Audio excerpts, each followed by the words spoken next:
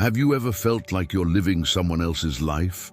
Like you're trapped in a role that doesn't quite fit, wearing a mask that's become so comfortable you've forgotten what your real face looks like? Carl Jung, the Swiss psychiatrist who revolutionized our understanding of the human psyche, discovered something profound about this universal human predicament.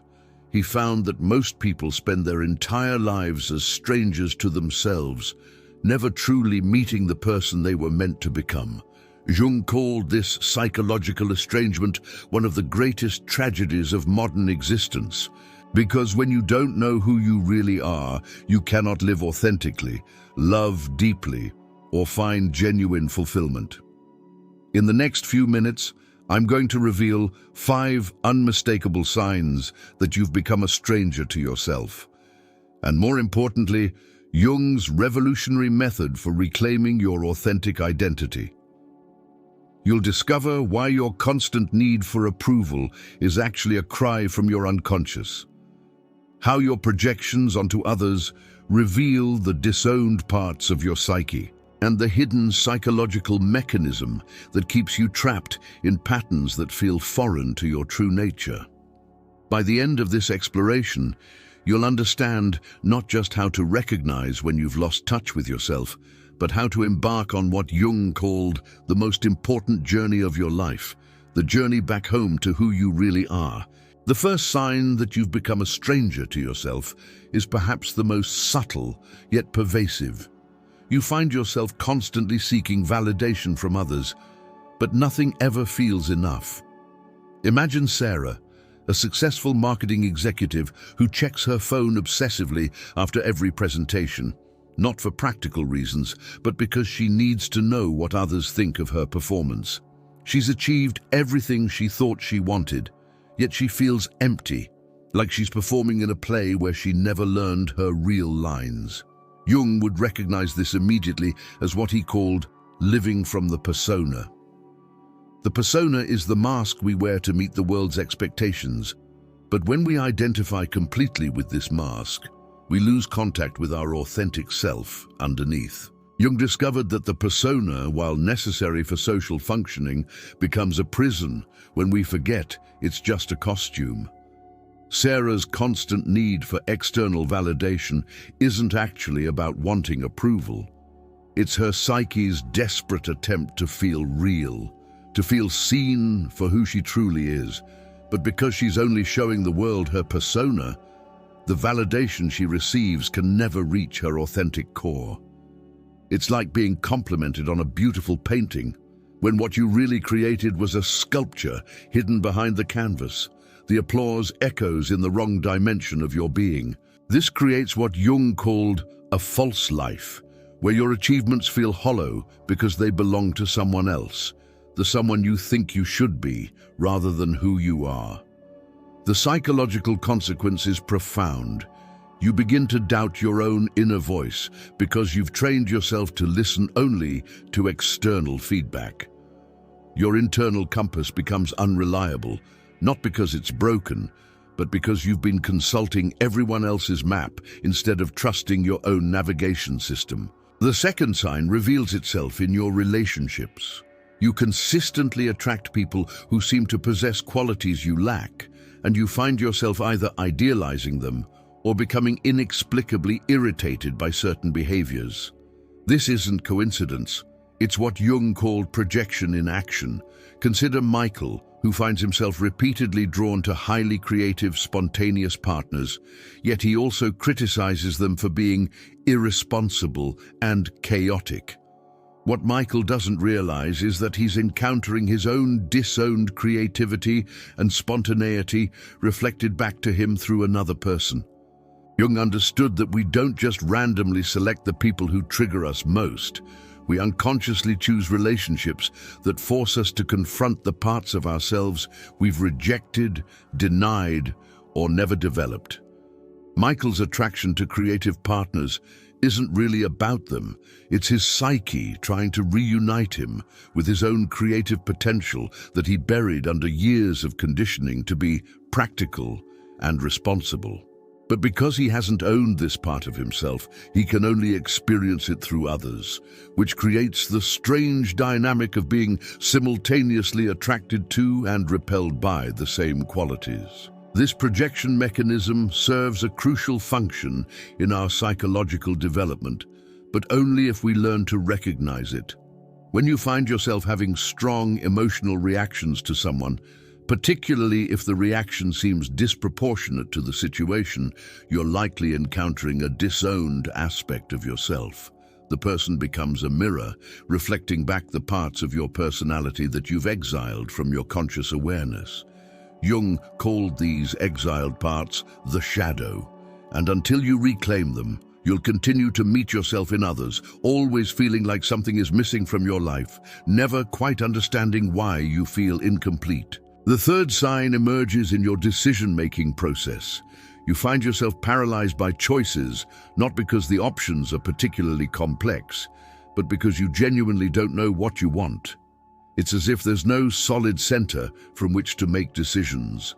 Linda, a talented artist, spent months agonizing over whether to take a corporate job or pursue her art full-time. But her struggle wasn't really about practical considerations. It was about not knowing which voice inside her was genuinely her own. She'd received so many conflicting messages about what she should do that she'd lost touch with what she actually wanted. Jung identified this as a crisis of what he called the transcendent function, the psychological mechanism that helps us navigate between opposing forces within our psyche. When you're a stranger to yourself, this function becomes compromised because you can't distinguish between authentic inner guidance and internalized voices from parents, society, or cultural conditioning. You might think you're being practical when you're actually being fearful, or believe you're following your passion when you're really seeking approval. This creates a peculiar form of suffering where even when you get what you thought you wanted, it doesn't feel right. You make decisions based on someone else's value system, then wonder why success feels empty or why achievements don't bring the satisfaction you expected. Jung observed that many people live their entire lives making choices from this borrowed identity, never experiencing the deep fulfillment that comes from authentic self-expression.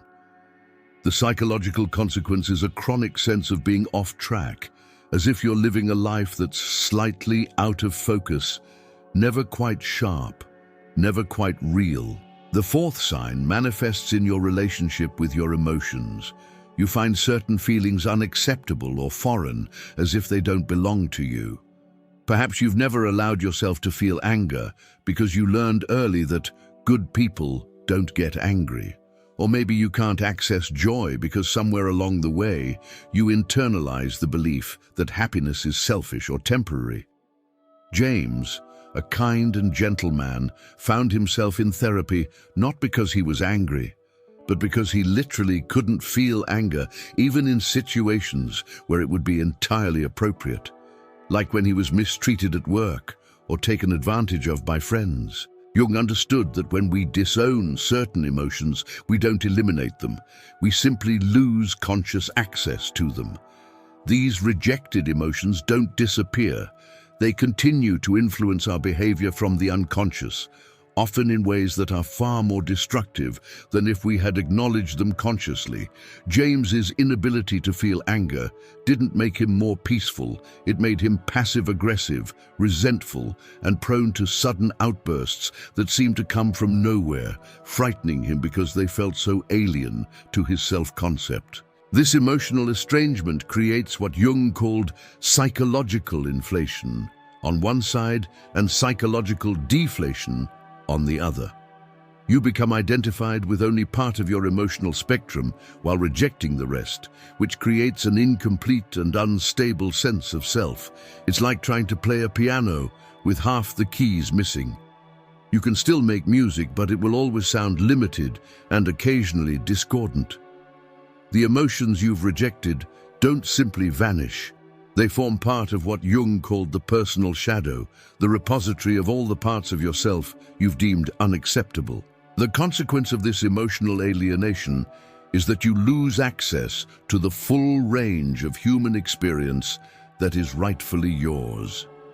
You become like an actor who can only play certain types of roles, limiting not just your emotional repertoire, but your capacity for genuine intimacy, creativity, and resilience. When you can't feel your anger, you can't set healthy boundaries. When you can't access your sadness, you can't process loss properly.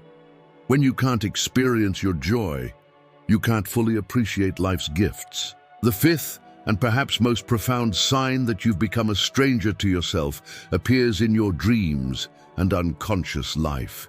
You experience recurring dreams that seem meaningful but incomprehensible, or you find yourself drawn to stories, movies, or art that resonate deeply, but for reasons you can't articulate.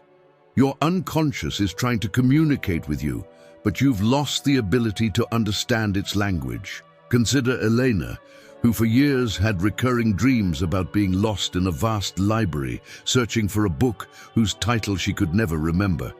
She would wake feeling both frustrated and strangely moved, but dismissed these dreams as meaningless until she began to understand that her unconscious was showing her exactly what Jung had discovered, that she was lost in the vast library of who she thought she should be, searching for the book of her authentic self that she could never quite locate.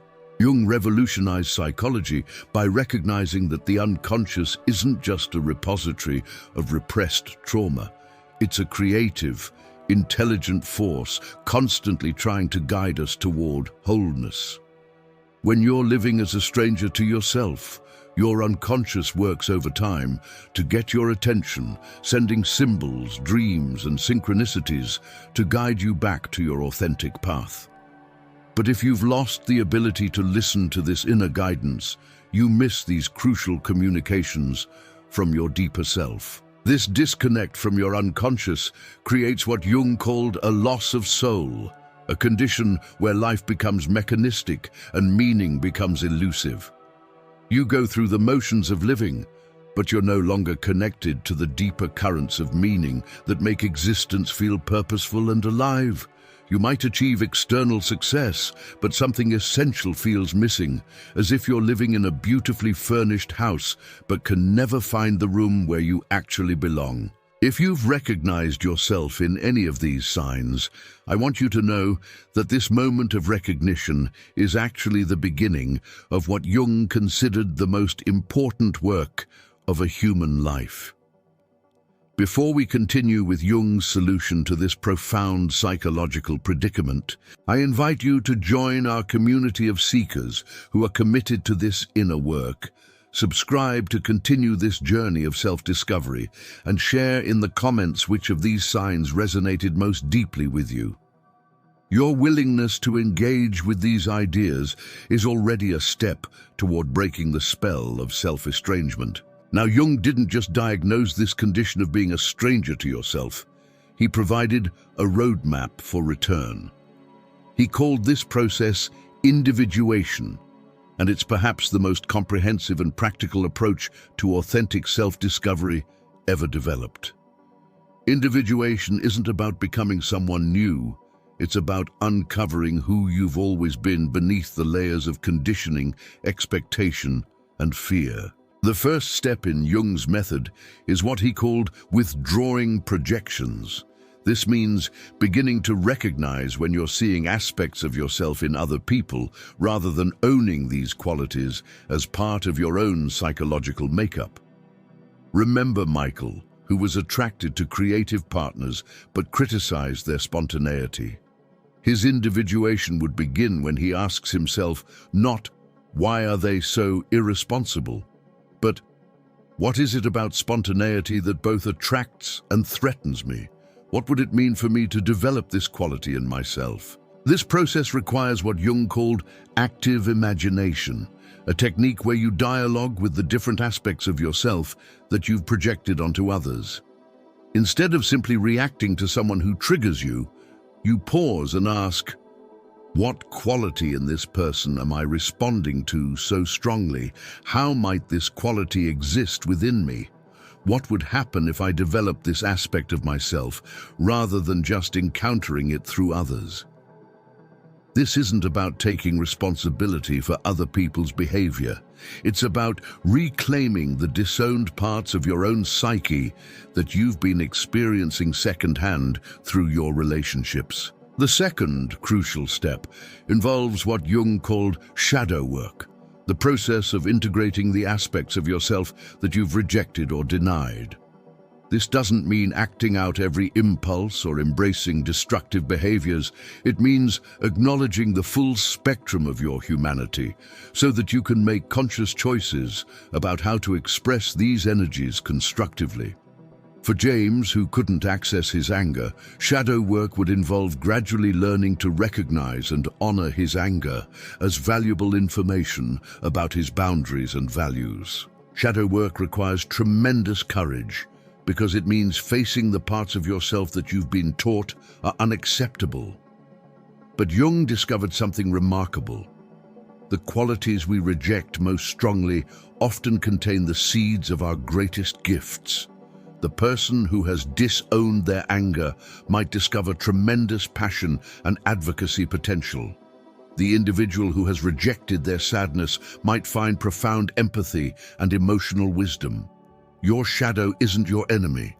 It's your unrealized potential dressed up as something frightening.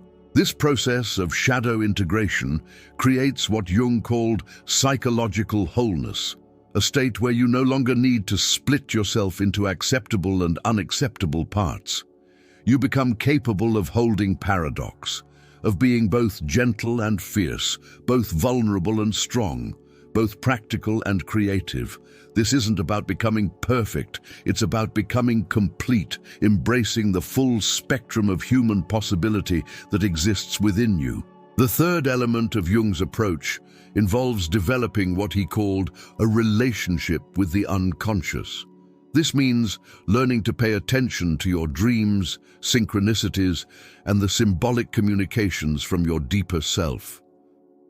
Jung discovered that the unconscious speaks in the language of symbols and metaphors, and learning this language is like acquiring a new form of literacy that can guide you toward your authentic path. Elena's recurring library dream, for instance, was her unconscious showing her exactly what she needed to understand, that she had become lost in trying to be who others expected her to be, and she needed to search for the authentic story of her life.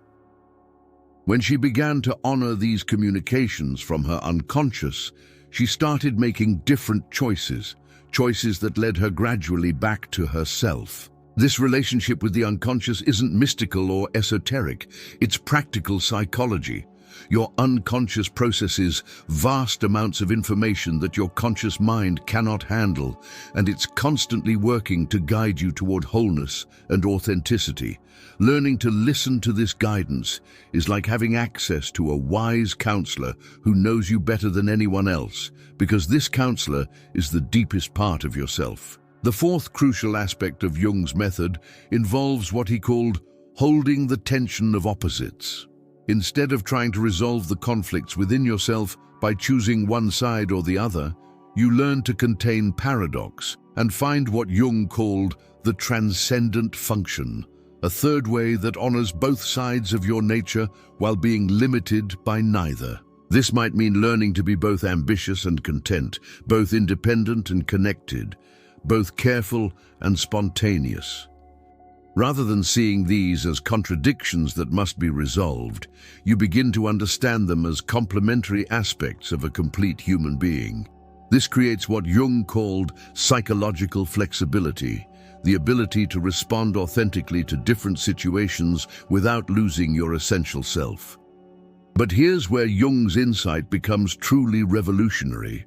He discovered that becoming unestranged from yourself isn't just a personal healing. It's a contribution to the collective healing of humanity. When you stop projecting your disowned aspects onto others, you reduce the psychological pollution in your relationships and communities. When you integrate your shadow, you stop unconsciously acting out destructive patterns that harm yourself and others. When you live from your authentic self rather than your persona, you give others permission to do the same. Jung realized that most of the conflict in the world comes from people who are strangers to themselves, projecting their inner conflicts onto external targets.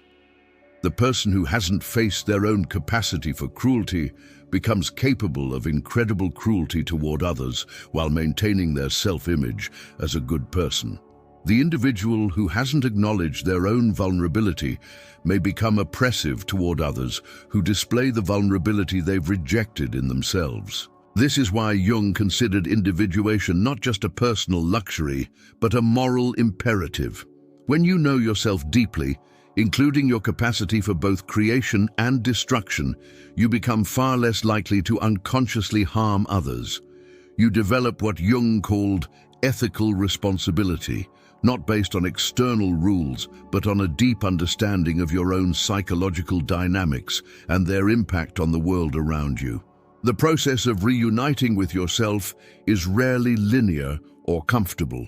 Jung warned that individuation involves what he called the dark night of the soul, periods where your old identity dissolves, but your new identity hasn't yet crystallized. These transition periods can feel disorienting and frightening, as if you're losing yourself rather than finding yourself. But Jung understood that this dissolution is necessary. You have to let go of who you thought you were to discover who you really are. During these challenging periods, it's crucial to remember that confusion is often a sign of progress. When you start questioning beliefs and behaviors that once felt automatic, when you begin to feel uncomfortable with roles that once felt natural, you're not falling apart, you're waking up. The discomfort you feel is the friction of growth, the necessary tension that comes from expanding beyond the limitations you've accepted as reality. Jung also discovered that this process of self-discovery often activates what he called the transcendent function. Moments of insight or inspiration that seem to come from beyond your ordinary conscious mind. These might appear as sudden clarity about a decision you've been struggling with, a creative breakthrough that surprises you, or a sense of deep peace that arrives without explanation. These experiences aren't mystical accidents. They're the natural result of aligning with your authentic self. As you progress in this journey of self-reunification, you'll likely notice that your relationships begin to change.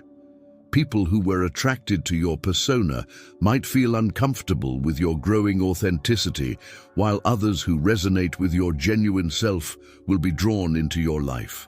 This can be challenging, as it sometimes means outgrowing relationships that once felt important, but it also opens space for connections that can support and celebrate who you're becoming. You'll also discover that decisions become easier, not because life becomes simpler, but because you develop a clearer sense of what aligns with your authentic values and what doesn't. You stop asking, "What should I do?" and start asking, "What would be most true to who I am?" This shift in orientation creates what Jung called a life of meaning rather than mere success, where your choices arise from inner wisdom rather than external pressure. Perhaps most importantly, you'll find that your relationship with yourself becomes a source of strength rather than a source of anxiety. Instead of constantly seeking validation from others, you develop what Jung called self-acceptance, a deep knowing that you are worthy of love and respect simply because you exist, not because of what you achieve or how well you perform your various roles.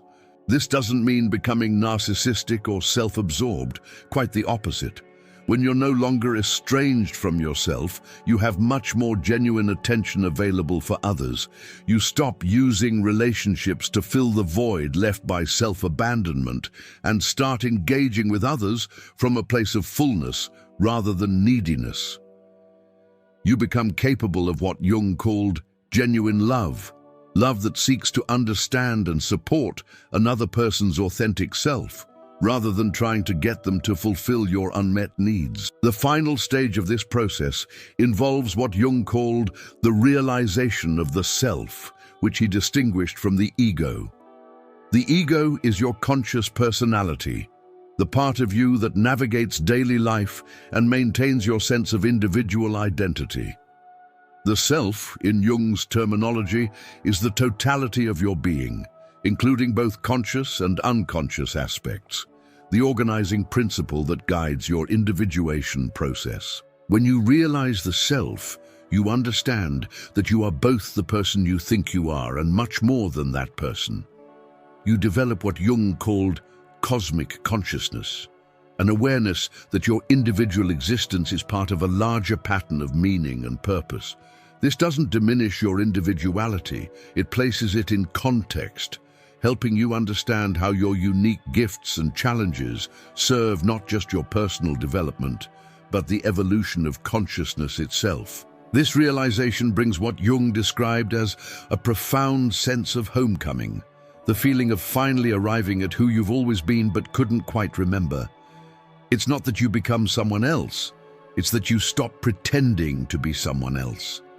You remember the person you were before you learned to be who others needed you to be. The journey from being a stranger to yourself to becoming intimately acquainted with your authentic nature is perhaps the most courageous adventure you can undertake. It requires facing fears, questioning assumptions, and releasing attachments to images of yourself that may have once provided security, but now limit your growth. But the reward is nothing less than a life of genuine meaning, authentic relationships, and the deep satisfaction that comes from being truly yourself in a world that constantly encourages conformity. Jung's insight remains as relevant today as it was a century ago. Most people live as strangers to themselves, but this estrangement is not permanent. With courage, patience, and the right understanding, you can undertake the journey home to yourself. You can learn to recognize your projections and withdraw them, integrate your shadow and reclaim your wholeness, develop a relationship with your unconscious wisdom, and live from your authentic self rather than your adaptive persona. This work is not selfish. It's essential. In a world filled with conflict and confusion, your commitment to knowing yourself deeply and living authentically is a gift not just to yourself, but to everyone whose life you touch. When you stop being a stranger to yourself, you become a beacon of possibility for others who are still lost in the maze of false identities and borrowed dreams. The question that remains is not whether this journey is possible, but whether you're ready to begin. Whether you're prepared to trade the familiar discomfort of self-estrangement for the unknown territory of authentic selfhood. Whether you're willing to disappoint some people in order to honor the person you really are. Jung believed that each person has a unique gift to offer the world, but that gift can only be discovered and shared through the process of individuation, through the courageous journey from being a stranger to yourself to becoming your own most trusted friend and wise counselor. Your authentic self is not a destination you arrive at once and for all. It's a relationship you cultivate throughout your lifetime, always deepening, always discovering new aspects of who you are and who you're becoming. The invitation is always present in each moment to choose authenticity over approval, depth over surface, truth over comfort. To begin the sacred work of coming home to yourself, not as you think you should be, but as you truly are. This is your birthright, your deepest calling, and perhaps the most important work you'll ever do.